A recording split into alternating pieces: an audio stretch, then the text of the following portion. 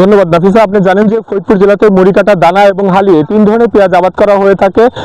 আর বর্তমানে দিগন্ত মাঠ জুড়ে কৃষকেরা মরিকাটা পেঁয়াজ আবাদ এবং পরিচর্যায় ব্যস্ত সময় পার করছেন।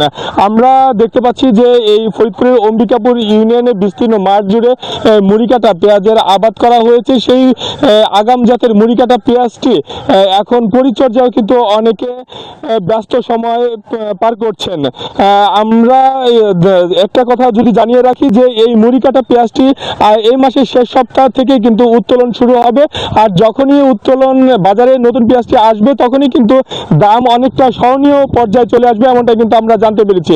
আমরা যেটা জানতে পেরেছি যে কৃষকদের সঙ্গে কথা বলে তারা বলেছেন যে এবছর সারের অতিরিক্ত দামের কারণে তাদের উৎপাদন খরচ বৃদ্ধি পাচ্ছে। আমরা এই বিষয়ে একটু কথা বলতে চাই ফরিদপুরের উপকৃষি কর্মকর্তা তার সঙ্গে। ভাই, আমরা তো শুনতে পাচ্ছি যে এবছর সারের অতিরিক্ত দাম নেওয়া হচ্ছে, কি কারণে দাম নেওয়া হচ্ছে আর আপনারা এই বিষয়ে ব্যবস্থা নিচ্ছেন না কেন?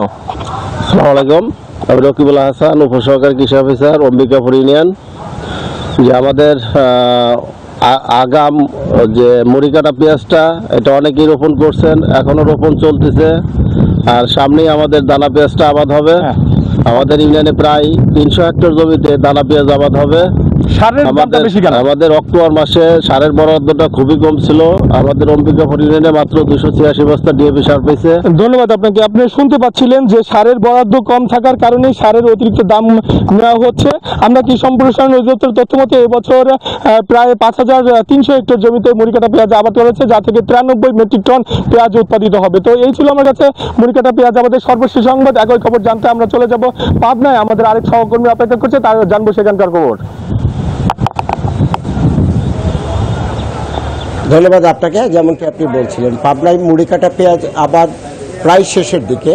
আমি এখন রয়েছি পাবনায় কৃষি শস্য পণ্যের সবচেয়ে বৃহৎ যে হাটটি, হাজিরহাট, এখানে পেঁয়াজের পাইকারি ভাবে কেনা বেচা হয় এবং এইখান থেকে পেঁয়াজ চলে যায় রাজধানী ঢাকা সহ দেশের বিভিন্ন স্থানে।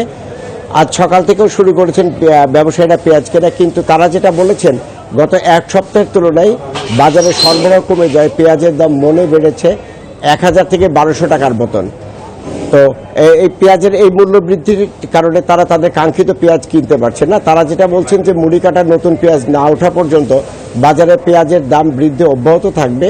তবে তারা আশা করছে যে ডিসেম্বর মাসের প্রথম সপ্তাহ বা মাঝামাঝির মধ্যে মরিকাটা পেঁয়াজ উঠে যাবে বলে তারা মনে করছেন এবং তখন পেঁয়াজের দাম কমে আসবে প্রায় অর্ধেকে। পাবনার পাইকারি বাজার থেকে এই ছিল আমার কাছে সর্বশেষ। ফিরে যাচ্ছে স্টুডিওতে নাফিসা।